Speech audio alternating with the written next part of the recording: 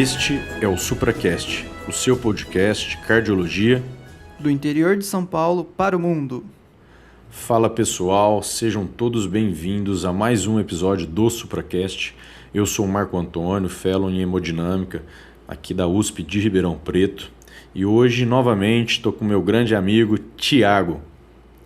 Fala Marcão, fala pessoal, aqui quem vos fala é o Thiago, eu que sou R4 de cardiologia aqui do Hospital das Clínicas de Ribeirão Preto e estou hoje aí com meu amigo Marco no episódio natalino, né, para falar de um tema muito legal. E aí Marcão, o que a gente tem hoje?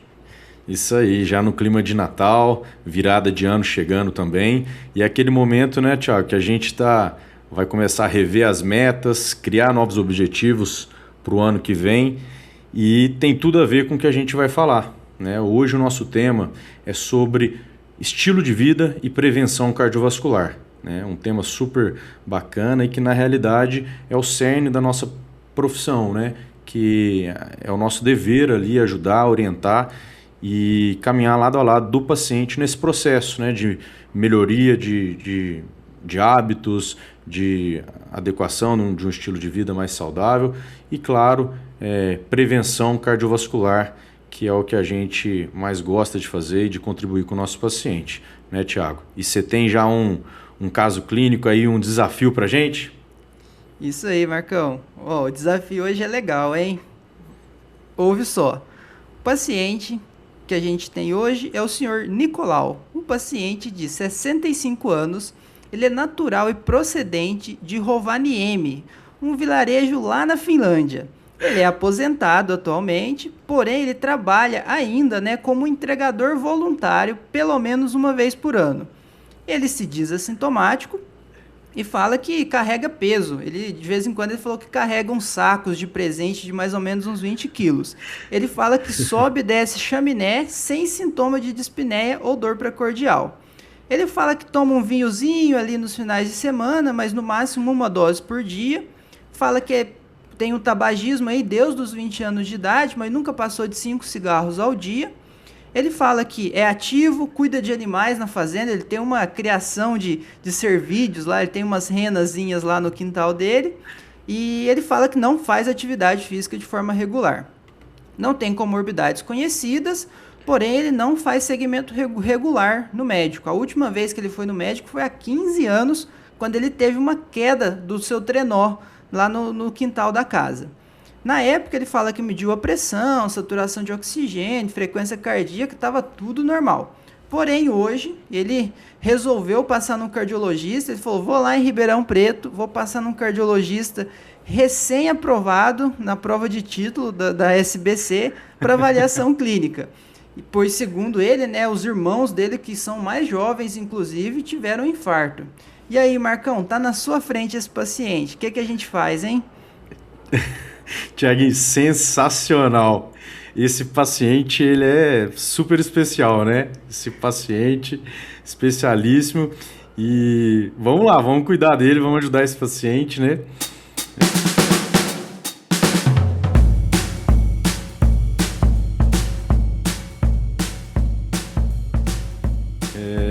Mas então, pessoal, para dar um pontapé inicial, a gente sempre precisa bater nessa tecla, né, da importância da gente tratar desse tema quando a gente está falando, né, de prevenção de doença cardiovascular. Né, por que é tão importante assim? Porque é o que mais mata a população mundial, né? É a principal causa de morte no Brasil e no mundo.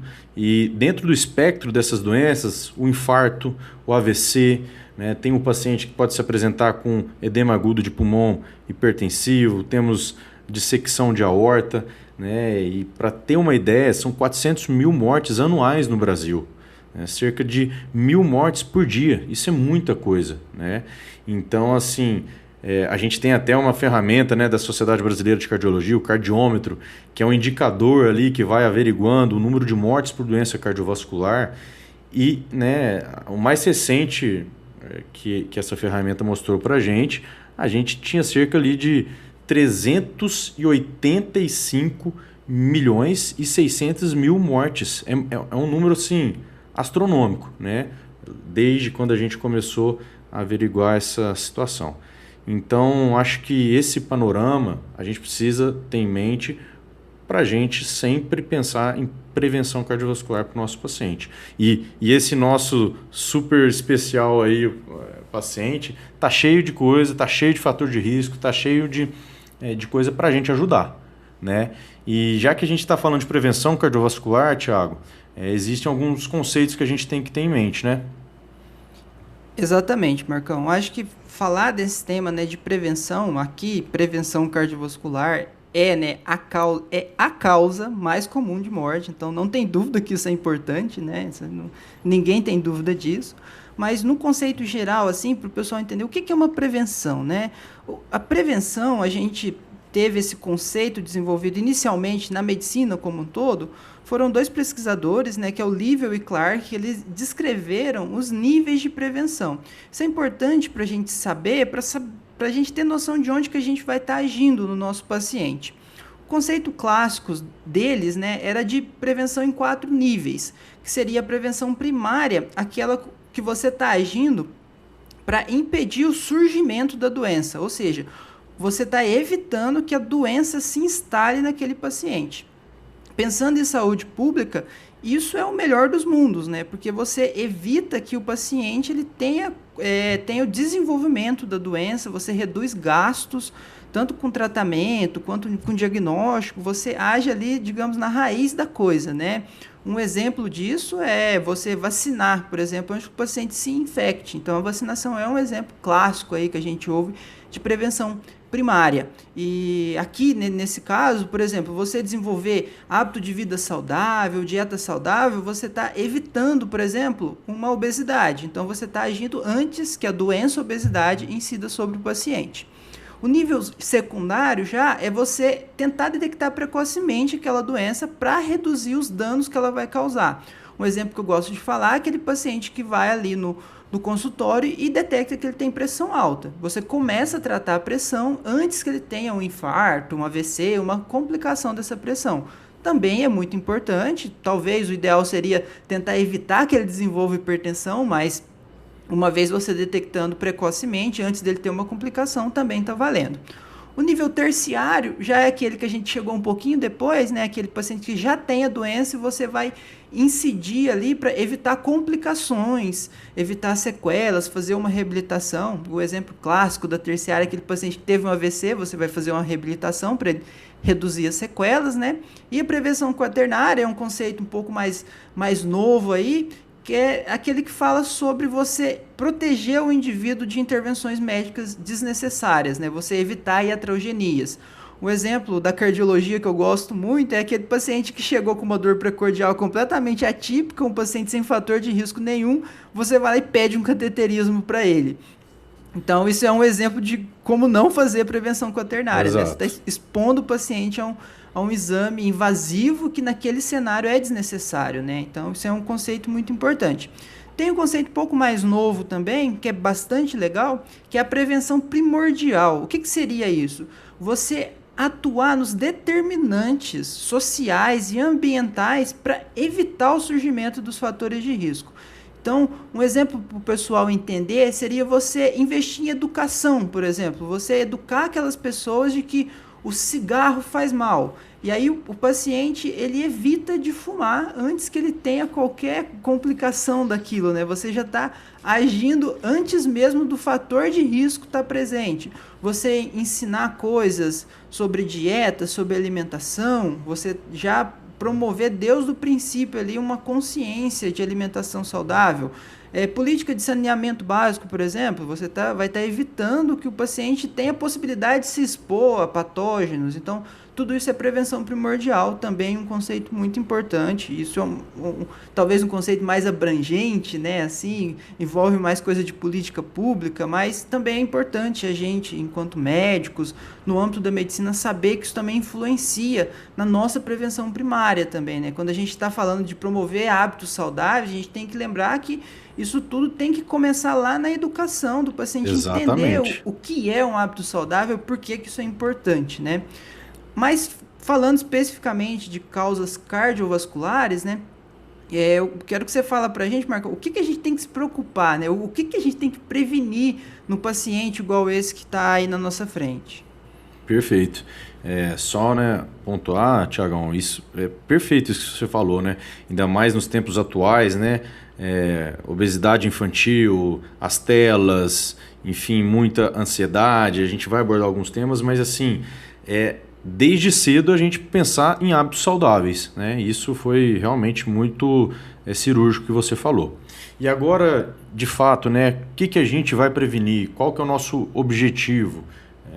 Tem uma série de estudos, né, desde Framingham, né, que a gente já viu associação com alguns fatores de risco clássico, e a gente já sabe, né, da existência deles e a gente atua fortemente contra cada um deles. Mas eu gostaria de citar aqui, né, o estudo Interheart, né, que foi um estudo muito famoso que decretou, assim, deixou muito bem estabelecido alguns fatores de risco modificáveis, né, para aquele paciente que a gente deve ajudar, né, o paciente a prevenir o primeiro episódio de infarto, né? Foi um estudo randomizado, teve na avaliação mais de 30 mil pacientes, né? E aí foram identificados aí 9 fatores de risco que tinham uma correlação significativa com o primeiro evento cardíaco, né? E aqui era tabagismo ativo, né? Diabetes, hipertensão, obesidade abdominal, fator psicológico, alimentação, exercício físico, álcool, né? E tinha a questão também da ApoB, ApoA1. Então, assim, esses, né, junto daqueles famosos, igual citei de Framingham, a gente precisa estar de olho sempre e questionar ativamente para o nosso paciente. Teve também, né, parecido com esse Interheart, teve o Interstroke, que foi, aí a gente encontrou 10 fatores de risco com uma correlação significativa para um primeiro evento de AVC, né? Então a gente está sempre buscando quais são aquelas características mais perigosas para o nosso paciente. E só um fato interessante, né, que a gente deve salientar, aqui no Interheart, né, o álcool, o consumo de quantidade, dose baixa ou até mesmo moderada de álcool, de vinho ali especialmente, teve uma correlação positiva, né? Para a gente lembrar daqueles conceitos de que estudos de correlação não implicam em causalidade, que a gente tem que se atentar para isso, né? Nos últimos anos, a gente já tem evidência suficiente para mostrar que não existe dose segura de álcool, né? A gente tem, inclusive, um episódio bacana sobre essa temática, mas que aqui foi um estudo, né, que teve essa ideia de mostrar correlação, mas que os outros fatores de risco muito bem determinados, né? Diabetes, hipertensão, tabagismo. Então, mas só esse ponto extra aí sobre o fato de ser uma correlação, tá? Bacana, Marcão. Eu acho que vale a pena a gente ressaltar esse estudo, né? É um estudo muito grande. É um estudo que envolveu mais de 50 países. Então, assim, é uma população muito abrangente. A ideia do estudo era realmente tentar excluir, né, qualquer viés ali de etnia, de questão que a gente fala às vezes de especificidades, né, de cada povo, assim, porque ele pegou muita gente de muitos países. E quando ele selecionou, né, pacientes que tiveram infarto, e aí a partir disso randomizaram com controles que não tinham infarto, obviamente, e tentaram ver a incidência aí desses fatores. Foram diversos fatores associados, e os fatores que tiveram correlação foi esses 9 aí que você citou, e 10 no Interstroke, porque associava as arritmias, né, causando AVC, que a gente sabe que isso tem muita correlação. Esse estudo, Marco, é uma coisa importante para a gente saber que em medicina a gente tem que tomar também um pouco de cuidado com associação estatística, tá? Esse foi um estudo muito bem desenhado, são coisas que a gente sabe que estão relacionadas, já tinha dados anteriores mostrando, né? Framingham já mostrou muito disso, né? De diabetes, hipertensão, são coisas que a gente sabe que tem correlação, tabagismo nem se fala, mas a gente tem que tomar um pouco de cuidado com essas questões de associação. Gostaria de trazer essa pequena parte do episódio para discutir sobre essa questão, né? De você falar de causalidade a partir de uma associação estatística. Isso já é um tema muito batido, muito discutido. Tem um médico, ele era inglês, né, britânico, ele chamava Austin Bradford Hill. Ele criou uma série de critérios para você falar que uma coisa tem causalidade com outra. E isso, geralmente, você surgia essa hipótese a partir de uma associação estatística. Ele estabelecia 9 pontos que você tinha que colocar ali na ponta da caneta para ver se de fato um dado que você estava observando tinha relação causal ou não. De forma bem resumida, assim, o que ele falava? Força de associação. Quanto mais forte a relação estatística que as coisas têm, maior a probabilidade de causalidade. É diferente do que uma coisa que deu uma margem ali de, 2% de uma coisa que tem 80%. Então, a chance de ter causalidade é maior quanto mais forte for a correlação. A consistência, eu ver esses dados em diversas populações, em diversos contextos, em pesquisadores diferentes, é muito importante.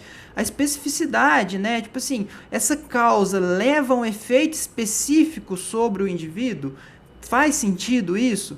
Tem questão de temporalidade também. Falar de causa e efeito, a causa, ela tem que vir antes do efeito. Não posso avaliar uma coisa pós, né? A mesma coisa de eu pegar um paciente renal crônico e ver que ele é hipertenso e falar que foi a hipertensão que causou. Às vezes ele só é hipertenso porque ele já é renal crônico, né? Isso é um exemplo de uma coisa que a gente tem que pensar. Gradiente biológico também é aquela coisa, né? Quanto mais eu aumento a exposição a um fator, maior a chance da doença. Isso é uma coisa que fala a favor de causalidade. Plausibilidade biológica, isso é uma coisa muito importante, né?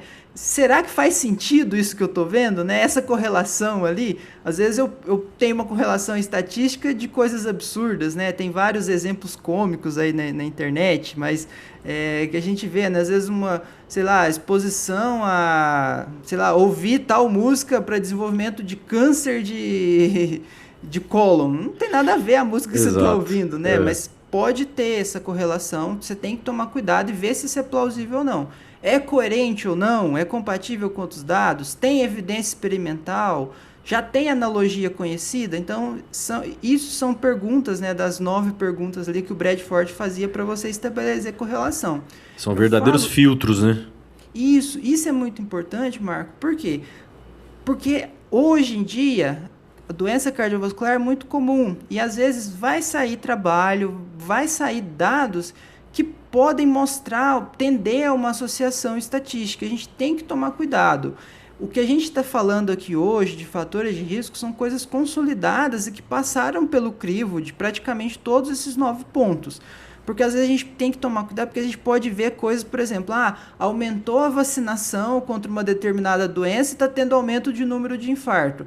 Pera lá, não é bem assim. Será que não tem um outro fator na jogada? Será que, a população não está mais obesa, está tratando menos a dislipidemia, não é por isso que está aumentando o infarto? Então, a gente tem que tomar cuidado de, às vezes, ver dados que podem estar ali associados, mas não tem correlação. Então, isso é uma coisa que vale a pena pegar no ponto, lembrar que você vê um estudo isolado não quer dizer que uma coisa está causando a outra, tá? Perfeito. Então isso é para a gente lembrar e falar, o fator de risco é esse aqui e isso está bem estabelecido. Tabagismo? Não, tabagismo está bem estabelecido. Agora, uma exposição, a medicação, toma cuidado. Tal medicação está aumentando o risco. Pera lá, será que é isso mesmo? Então a gente tem que passar por esse crivo. Não, jamais podemos esquecer disso, Marco. Com certeza.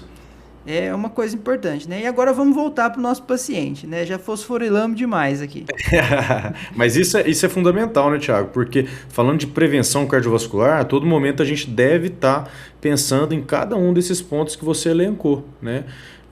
Então, sensacional. Muito bom esses pontos aí que você trouxe para a gente, né? Mas igual você falou, né? Então, no nosso paciente... Só para a gente enumerar aqui, né, qual que é a nossa proposta, qual que deve ser a nossa atitude. Porque aqui é uma oportunidade, a consulta médica vai ser sempre uma oportunidade, né, para a gente prevenir doença cardiovascular. E aqui a gente não dá para fugir, sempre anamnese de qualidade, questionar sintomas, esses fatores de risco bem conhecidos, um por um, perguntar ativamente, né? Porque a gente sabe, às vezes O paciente não diz ali numa primeira consulta, depois, com mais confiança, com mais intimidade, ele consegue se abrir mais. Enfim, tem várias situações. Perguntar disposições, perguntar a respeito, né, de aspectos psicossociais, isso tudo é muito importante, né, no vínculo com o paciente. Exame físico sempre, né, é uma extensão ali, tão simples, a gente aferir, né, uma pressão arterial, dados antropométricos cada vez mais importantes, né, nos últimos estudos, nas últimas evidências, aí, a circunferência abdominal ganhando novamente um peso, né, extremo. Então, tão simples, né, uma fita métrica ali diante do seu paciente, a gente fazer essa medida e que vai mudar muita coisa, vai mudar a história do paciente, né, muitas vezes. Então, frequência cardíaca, se atentar mesmo para as nuances do exame físico de cada paciente. E, claro, os exames laboratoriais também, né, desde os exames mais gerais, um hemograma, função renal, né, uma relação proteína-creatinina que ganhou um peso, né, você vai comentar um pouco mais adiante, mas que é de suma importância, é um dado ali, é uma medida isolada, é um dado simples, né, e que muitas vezes passa batido em consultas e às vezes a gente não pede e que é um dado extremamente relevante, né? Então lembrar dessa microalbuminúria, lembrar de avaliação da função hepática, do rastreio do diabetes, né? A gente fez um episódio sensacional com a doutora Patrícia, né? Então assim, função tireoidiana, tem uma série de coisas e de exames que a gente deve refinar esse nosso cuidado com o paciente, para a gente depois juntar informações e falar, né, daquele cálculo de risco, estratificar o risco do nosso paciente. Como é que a gente vai fazer isso, Thiago?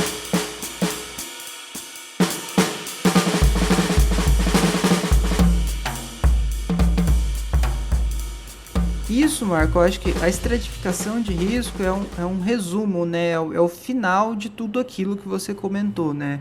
Desde que você começando a anamnese, exame físico e exames laboratoriais simples que a gente está falando aqui, né? Um hemograma, função renal, ureia creatinina, lipidograma, é coisa simples, não é nem um exame super avançado e específico, que a gente vai coletar esses dados para tentar ver o nosso paciente, qual que é o risco dele, né?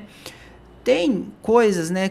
Estratificação, no geral, a gente tem sempre os extremos, né?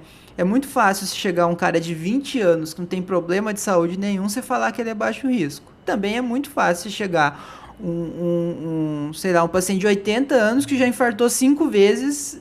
Esses dois exemplos, eu não preciso de ferramenta nenhuma, né? No começo da anamnese, eu já consigo identificar que esse paciente ele é alto ou baixo risco. Então, para os extremos, talvez não ajude tanto.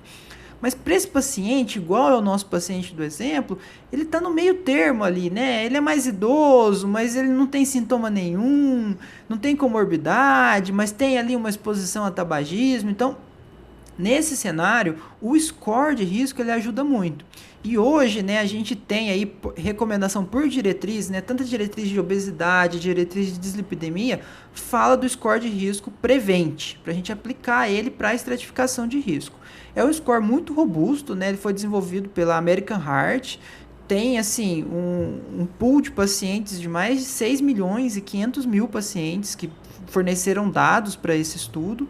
Então, ele, quando a gente vai aplicar, né, está disponível na internet, é bem fácil da gente conseguir.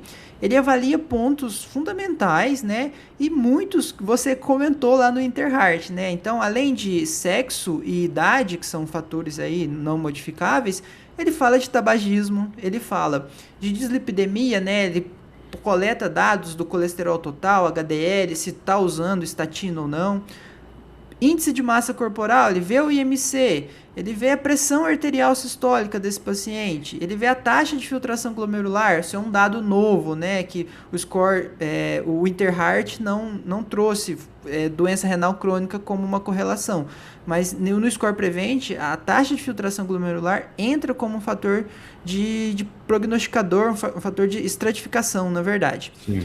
Também fala de diabetes, fala de uso ou não de medicação antipertensiva, e isso também eram fatores que a gente já tinha no score de risco global, mas o Prevent traz duas coisas novas muito interessantes, que é a hemoglobina glicada, que ele individualiza ainda mais, né, só do paciente falar tem diabetes ou não. Ele dá a glicada e o nível da glicada ajuda também da gente ver, né? O paciente com a glicada mais alta, obviamente, vai ter um risco maior. E ele também fala da relação albumina-creatinina, para ver microalbuminúria ali, né? Então, a relação albumina-creatinina também entra aqui. Isso também muito de encontro, né? Dados mais novos que a gente tem, né? O pessoal da Nefro já sabe isso há muito tempo, de que não é só ver a taxa de filtração, a microalbuminúria também é um fator prognosticador tão bom quanto a taxa de filtração por si só. Então, isso também entra já no score. Então, é um score muito robusto, tá? Ele engloba muitos dados e ele fornece informações muito robustas. E que mudou a nossa prática, né? Assim, recentemente, né? Igual você falou, muito bem colocado nas diretrizes e que veio para ficar e mudar a nossa prática, né? Com certeza. A partir do momento que eu estou aplicando esse score, o que eu vou encontrar, né? Eu tenho valores aí que tem que lembrar, né? 5 e 20, vai. Abaixo de 5% é o paciente de baixo risco. Entre 5 e 7,5 ele fala de risco limítrofe e entre 7,5 e 20 ele fala de risco intermediário. O fato é que entre 5 e 20 está no risco ali intermediário, vamos resumir assim. E acima de 20 alto risco. O Prevent também fornece informações sobre o risco de desenvolvimento de insuficiência cardíaca, isso é uma novidade do score, ele traz esse dado adicional também. E a partir daí a gente vai ver o que a gente vai fazer com o nosso paciente. Lembrar de individualizar, né, Marco? Você fez anamnese, você fez exame físico, às vezes o paciente vai ter um sopro, você vai pedir um eco, às vezes ele vai ter uma pressão alta, você já vai ter que pedir, às vezes, pedir um eletro para ver se tem alguma repercussão ali cardíaca já. Mas uma coisa que a gente tem que sempre lembrar, paciente de risco intermediário ele é o mais delicado, né? Porque às vezes ele é um intermediário mais para baixo ou intermediário mais para alto risco. E aí aqui eu posso lançar a mão de uma coisa que a gente vê falar muito e o ouvinte tem que estar antenado nisso, tem que lembrar desse exame, que é o score de cálcio coronariano. Esse é um exame muito importante, especialmente nesses pacientes de risco intermediário, porque ele consegue reestratificar o nosso paciente. Às vezes é aquele risco intermediário que eu estou suspeitando, ele tem história de DAC precoce, ele já tem um diabetes. Nesse caso, um score de cálcio alterado, ele já muda esse paciente. O score de cálcio no paciente de risco intermediário acima de 100 unidades Agaston, já passa esse paciente para alto risco. Acima de 300, ele já vai para muito alto risco. Então, eu já vou enxergar esse paciente de uma outra forma. Se ele é diabético, acima de 10, ele já cai no alto risco. Então, isso é importante. Fazer NT-proBNP pode ajudar no paciente que eu estou suspeitando ali de um IC, o score Prevent deu alto para risco de IC. Lembrar de uma coisa que é nova aí, né? A dosagem de LPA minúscula, que é... sensacional. Que é uma coisa que veio na diretriz de dislipidemia também, e eles recomendam ter pelo menos uma dosagem aí ao longo da vida. Por que só uma? Porque isso é uma coisa que não muda muito ao longo da vida, isso não tem tanta influência de tratamento, né? Hoje, os tratamentos para dislipidemia, eles não agem sobre a LPA minúscula, então a gente acaba, uma dosagem já é o suficiente, aí valores acima de 50 lá, acho que é miligramas por decilitro, ou 125 milimols por litro. Isso. Também é um valor de corte que fala, esse paciente tem um risco aumentado, então isso é uma coisa, um dado que você pode acrescentar, você pode lançar mão. E outras coisas mais específicas aí vai depender de cada caso, não vamos entrar aqui, né? Vou pedir um ultrassom de carótida, pedir um ultrassom de membros inferiores, vai depender muito do que você vê de sintoma do paciente, né? Tudo isso, Marco, para a gente chegar no final e falar para o paciente, com tudo que você me falou de exame que eu coletei, eu tenho isso aqui para te falar, seu risco é baixo ou não, você tem um alto risco cardiovascular. E a partir daí, a gente tem que partir para ação, né? A gente fez tudo isso com o objetivo que é culminar em orientação e terapêuticas, né? Nessa linha aí, como que seria o caminho, mais ou menos, né, Marco? Para onde que a gente vai agora? Perfeito. Tiago, e uma coisa que você, né, comentou ali sobre a questão da LPAzinha, às vezes a gente não tem uma terapêutica direcionada ainda, né? Mas acho que se tratando de prevenção cardiovascular, toda informação ela conta muito porque vai mudar a nossa postura e a postura do paciente, né? E isso é muito importante, porque então vai ser mais fácil, às vezes, de conversar sobre a mudança de estilo de vida, vai ser, né, mais fácil, às vezes, a gente colocar uma atividade física para o paciente realizar, enfim, ou às vezes mostrar a importância do tratamento, da aderência. Eu acho que quanto mais informação, mais bem estratificada e quanto mais refinada essa estratificação, melhor para a gente seguir no contínuo aí de cuidado do paciente, né? E isso é uma coisa muito importante, Marco, porque embora a gente não tenha um remédio para baixar ela, se ela tiver alta, eu garanto que é muito mais fácil você convencer o seu paciente a fazer atividade física, a começar uma estatina. Então, assim, tem um poder de convencimento aí por trás. E claro, indo, né, para uma parte, né, a parte da terapêutica de fato, se a gente identificar hipertensão arterial, vamos tratar, né? Tem um tratamento específico, a gente teve diretriz nova, né? Diabetes, mesma coisa, fazer um tratamento específico, né? Desde cedo. A obesidade, muito legal, vocês fizeram um episódio sensacional, né? A obesidade já tem um tempo, a gente tem que entendê-la como uma doença, né? Uma doença crônica, não é só um fator de risco ali. Muitas vezes a gente deixava ali, né, no prontuário do paciente, obeso, mas não, tem que dar a real importância que ela tem, uma doença inflamatória, crônica, onde a gente nota que com a redução do peso, a gente tem um benefício cardiovascular muito importante, né? Desde 5% de redução do peso e mais importante, mais proeminente com 10% de perda de peso, o benefício cardiovascular. Né? A dislipidemia, que a gente teve também, nova diretriz agora, esse ano, que foi muito bacana, muito legal. A gente nota um movimento, né, da medicina em a gente tolerar menos, né, uma exposição ao colesterol LDL em grande quantidade por muito tempo. A gente teve alguns cortes, né, novos, aquele extremo risco, onde a nossa meta é menor do que 40, o baixo risco, que era menor do que 130 de LDL, mudando para menor que 115, ou seja, mostrando que a tolerância deve ser menor e que o tratamento cada vez mais efetivo para a gente manter doses aceitáveis e dentro da meta. Lembrar de sermos proativos, né, sempre abordar o paciente que é tabagista para a gente identificar que grau que ele está do vício, né? Quais são o nível de vício que ele se encontra, lançar a mão tanto da psicoterapia, mas também de alternativas medicamentosas, bupropiona, nicotina, lembrar, né, da vareniciclina, que teve benefício, que teve resultados satisfatórios. E sempre, toda consulta, a gente tem que abordar cada uma dessas doenças, desses principais pontos, vai ter um tratamento específico. E a gente tem que ser muito enfático em cada uma delas. E claro, a mudança do estilo de vida, que são outros pontos que a gente sempre tem que abordar também, consulta a consulta. Não é isso, Thiago? Exatamente, Marco. A mensagem é essa, é sempre. Toda consulta você tem que abordar a mudança de estilo de vida. Cessar o tabagismo já começa daí, né? Tem coisas que às vezes eu vou depender de exame, eu vou depender de ter alguns valores. Por exemplo, o diabetes. A primeira consulta eu vou pedir uma glicemia, vou pedir uma hemoglobina glicada para ver se o paciente tem diabetes ou não e a partir daí eu começo o tratamento. Mas mudança de estilo de vida não. Na primeira consulta eu já tenho que começar. E você não pode ter a ideia de que eu orientei meu paciente a cessar o tabagismo. Não é isso. É você a toda consulta relembrar com ele, comentar, e aí, conseguiu diminuir, conseguiu parar, parabenizar. Cada cigarro que ele diminuir, você tem que parabenizar, você tem que incentivar. E é um contínuo, você tem que criar esse vínculo com o paciente, ele tem que confiar em você e saber de que você se importa com ele, de que você está preocupado em fazer aquelas alterações.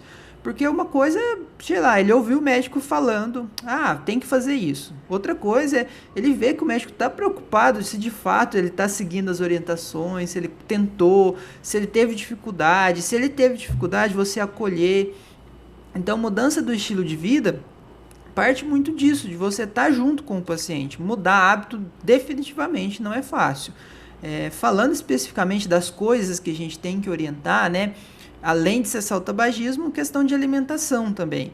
É muito importante, é muito conhecido de que a alimentação tem grande influência sobre a saúde cardiovascular. O Interheart mostrou lá que o consumo de frutas e vegetais reduzia a chance de você ter um infarto. Então, isso é uma coisa muito clara, não temos dúvidas que é importante.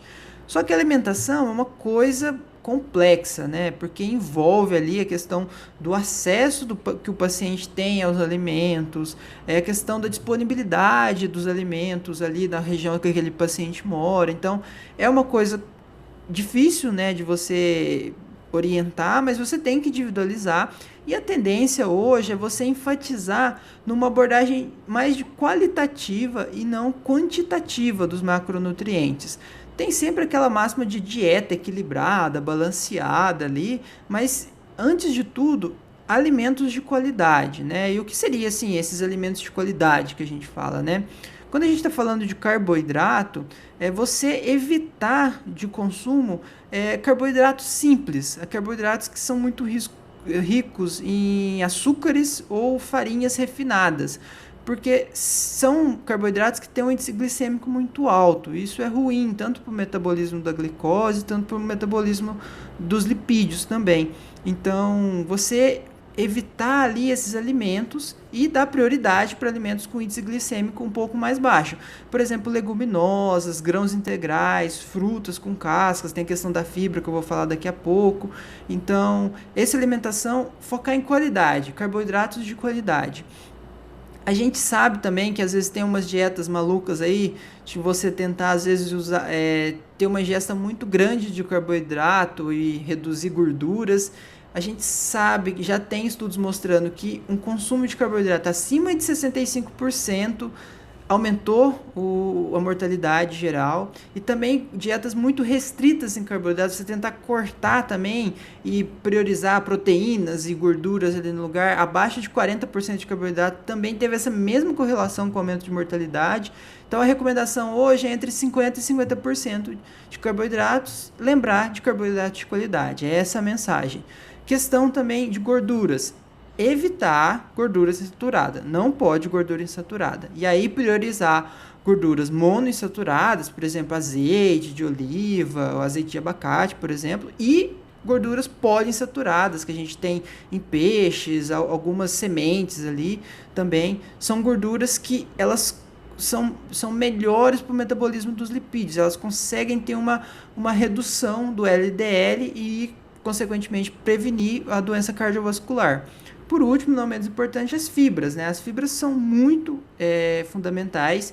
Eu já vi aí nesses Instagrams da vida, Marco, uma vez alguém tentando problematizar a fibra, falando, isso aí não é digerido, mas o objetivo não é digerir a fibra, o objetivo é que a fibra, ela vai gerar ali, ela forma um gel no trato gastrointestinal, e isso ele reduz a absorção de gordura, ele muda o trânsito gastrointestinal, isso tem impacto na absorção dos outros nutrientes, isso melhora a microbiota. Então a fibra ela tem diversas funções, é muito importante. A recomendação que a gente tem hoje por diretriz é de pelo menos 25 gramas de fibras ao dia, né?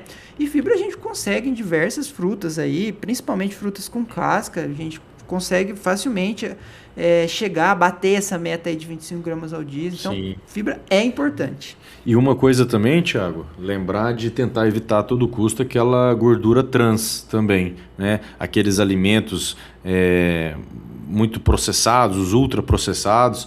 Tem até um estudo do JAMA, se não me engano, que, de novo, foi um estudo que mostrou correlação, né? Mas, assim, de alimentos ultraprocessados com evento cardiovascular futuro. E a gente vê, né, nos dias atuais, enfim, muito disponível e cada vez mais população se alimentando de alimentos ultraprocessados, né? Só também se atentar para isso, mas a gente sabe o que tem que tomar cuidado, né? Exatamente. E voltando em um outro ponto, também lá no Interheart, o Interheart mostrou uma associação de infarto com aspectos psicossociais. O que era isso, né? O estudo lá, quando ele foi colocar esse ponto, ele usou alguns scores, alguns questionários para aplicar para os pacientes.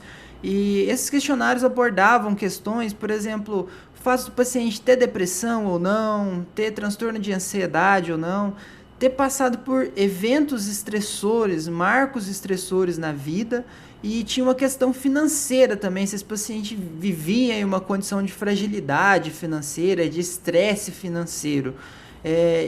Isso que eles avaliaram nesse aspecto psicossocial. Tinha outras questões também, mas o questionário abordava basicamente esses pontos. E isso mostrou uma correlação com o infarto, né? Então a gente sabe que um paciente estressado, que tem algum transtorno aí de ordem psiquiátrica, isso influencia na doença dele como um todo. E a partir disso, a gente tem um conceito em mudança de estilo de vida, que é o conceito de espiritualidade. Espiritualidade é uma coisa muito individual, né, Marco? Então, às vezes, muita gente confunde um pouco com religião. Não, também inclui religião, mas não é só isso, né? Espiritualidade é um conceito mais amplo que envolve crença, valor, tradição e a forma que aquela pessoa, né, aquele paciente ali encara a vida, ele pratica as coisas no dia a dia dele, né? Então a espiritualidade envolve tudo isso e a gente tem evidência robusta de que isso está associado a melhores desfechos. Então, um paciente que é mais espirituoso, um paciente que traz isso como um estilo de vida, ter uma religiosidade, abordar essa questão de crença, de valores, trazer isso com ele mesmo, isso melhora aspectos como adesão ao tratamento, o paciente tem maior sucesso na questão de cessação de tabagismo, menor consumo de álcool, ele tem maior facilidade em deixar o sedentarismo, em criar vínculos ali, em grupos, em comunidades de promoção de saúde. Então, tudo isso é muito importante, você tem que abordar isso com seu paciente.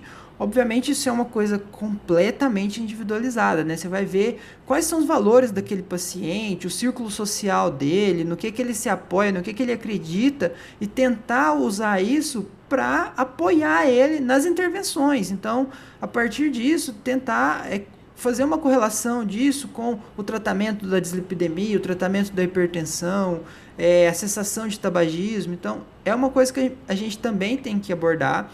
Não tem certeza uma receita de bolo, né? Não tem como eu chegar e falar, você vai fazer isso. Isso depende muito do paciente, de como ele enxerga as coisas, e você vai abordar isso com ele ali a partir do momento que você criar uma correlação. Isso é ao longo das consultas, né? Você vai tentando identificar, esse ponto aqui é uma coisa importante para ele, então vamos tentar trazer ali um aspecto do tratamento, correlacionar com isso. Sim. Isso também é uma coisa muito importante, que faz diferença. A gente nota na prática, né? Na prática clínica a gente nota isso, né? Sim, e a gente tem dados científicos que comprovam que isso é importante, né? Perfeito. No dia a dia.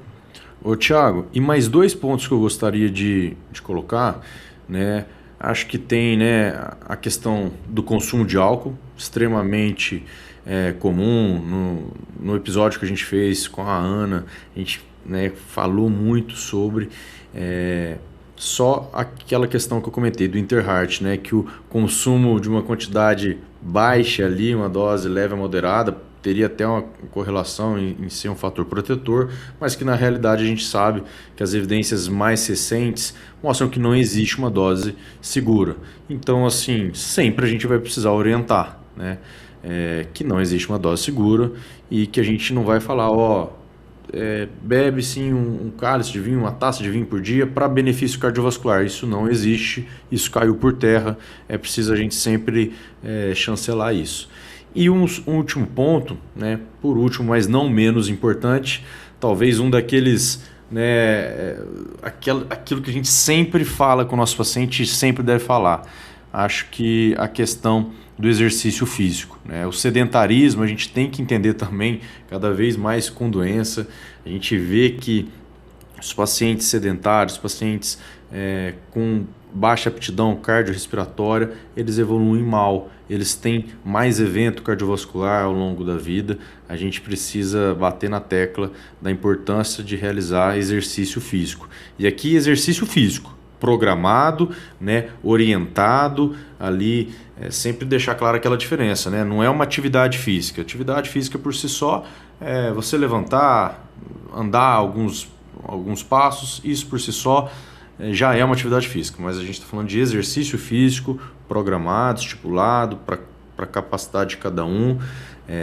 Sempre lembrar daqueles tempos, né, de 150 minutos por semana de atividade física moderada, ou de 75 minutos de atividade física aeróbica um pouco mais vigorosa. A gente tem que ter como meta também falar com o nosso paciente aquelas orientações de às vezes a gente pede se ele, o meio de locomoção dele é um ônibus, será que ele consegue, será que ele tem como descer um ponto antes, aquelas questões, porque a gente sabe que até dar mais passos a gente já tem benefício cardiovascular para o nosso paciente. Então é importante lembrar que se a gente conseguir de maneira concomitante orientar o nosso paciente a realizar exercício físico aeróbio e resistido, é o melhor dos mundos.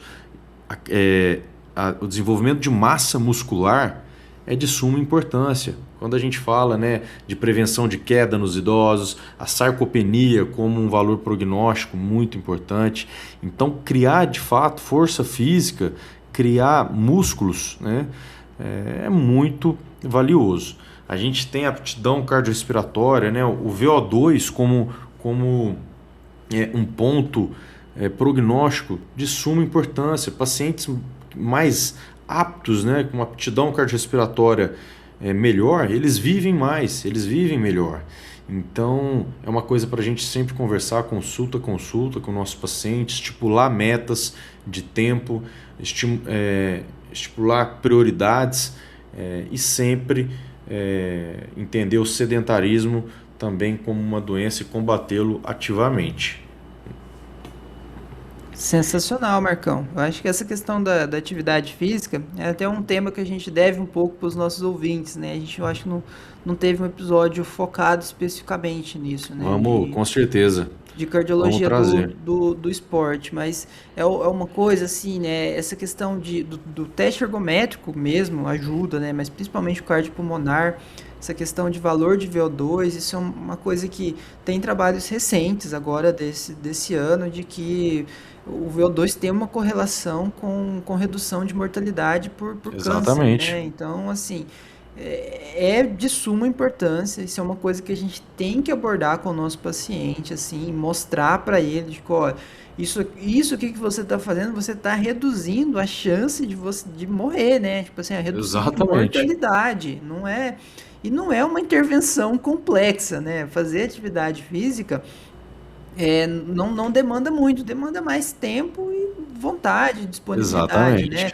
Uma caminhadinha hábito, né? Ali é coisa simples de se conseguir. E vai fazer muita diferença, né? E faz muita diferença. Então, aqui é importante que a gente consiga passar esse conceito para o nosso paciente, né? Porque a gente entende de que o sedentarismo faz mal e de que a atividade física faz bem. Agora, não basta eu entender, eu tenho que fazer com que o meu paciente entenda isso. Também, perfeito. Esse é o nosso trabalho e talvez seja algo muito difícil que a gente tem que lutar para conseguir esse entendimento mútuo, né? Exatamente. Isso é muito mais difícil do que eu chegar para o paciente e prescrever uma estatina para ele, né? Prescrever a estatina é fácil. Mas só a estatina é o suficiente para prevenir o risco cardiovascular? Não, tem outros fatores e alguns dependem fundamentalmente de mudança de estilo de vida. Então, um episódio aí que talvez para fechar o ano, né, e para a gente resumir tudo isso que a gente falou ao longo do ano, né, diversas patologias, episódios de várias coisas diferentes, mas no final, né, a prevenção é fundamental. E fazer prevenção, você tem que passar por isso, tem que mudar estilo de vida, você tem que convencer seu paciente. Eu acho que é um ponto fundamental, principalmente na cardiologia, né, mas em outras especialidades também, isso tá sempre muito presente. Show de bola. Tiaguinho, tá chegando aquele momento, hein? Bora pro bate-bola? Bora lá.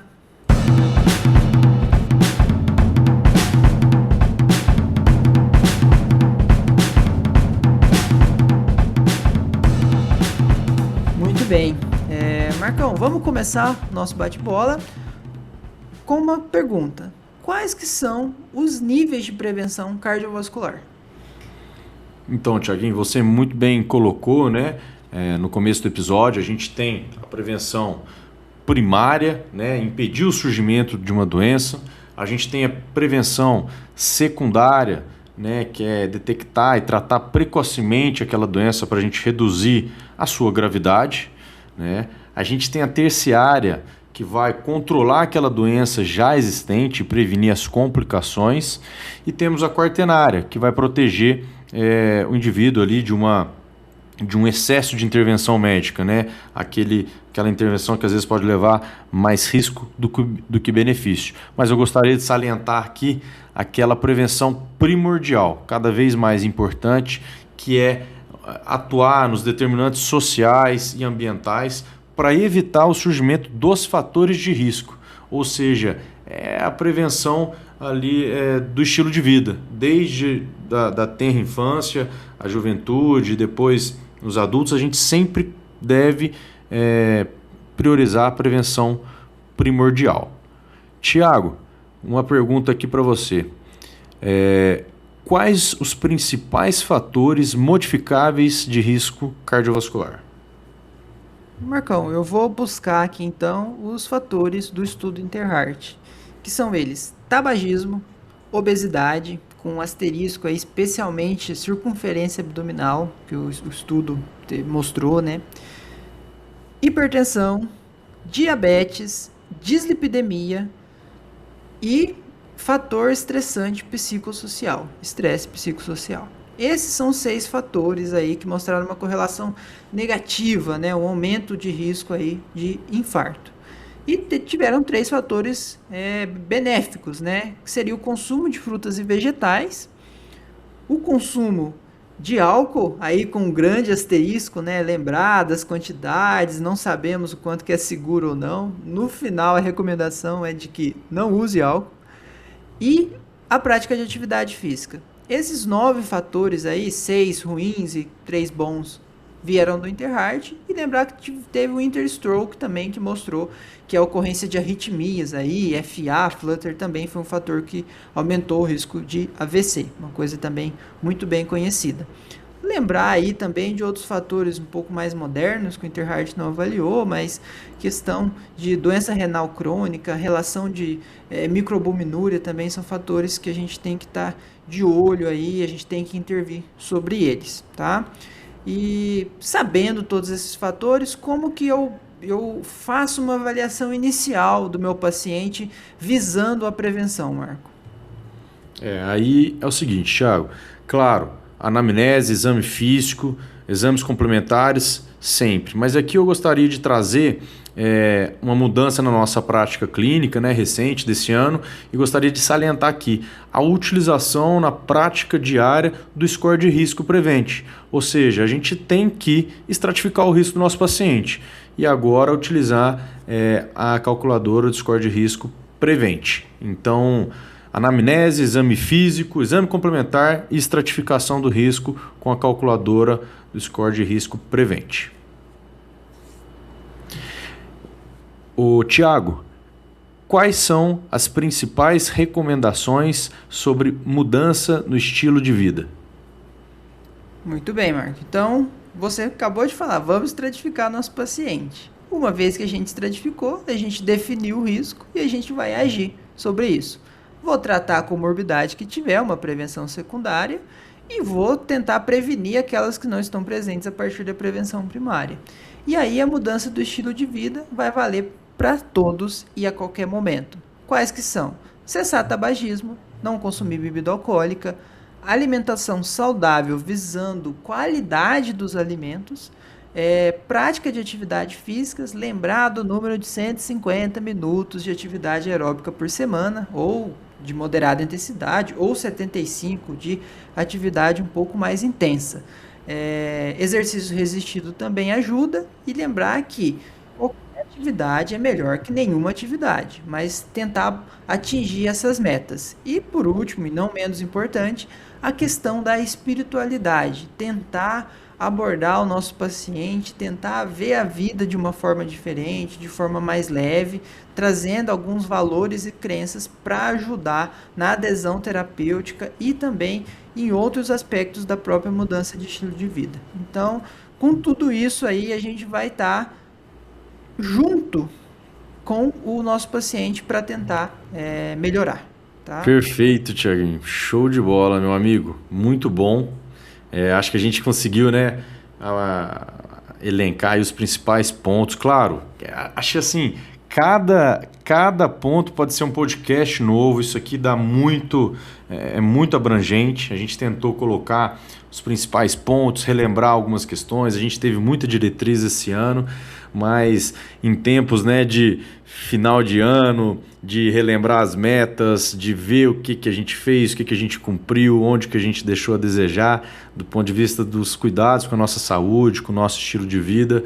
É sempre tempo para a gente pensar nessas questões e também ajudar os pacientes, né? E prevenção cardiovascular e estilo de vida é isso, né? Falar de cada um desses pontos, e acho que a gente conseguiu passar algumas mensagens aí pro nosso ouvinte, não é isso?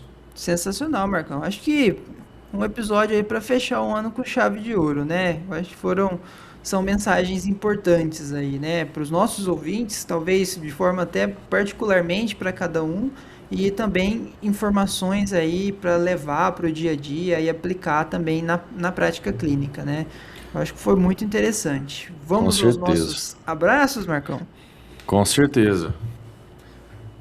Eu vou mandar um abraço aqui para nosso ouvinte, a Bianca Valandro. Bianca, um grande abraço para você. E você, Thiaguinho?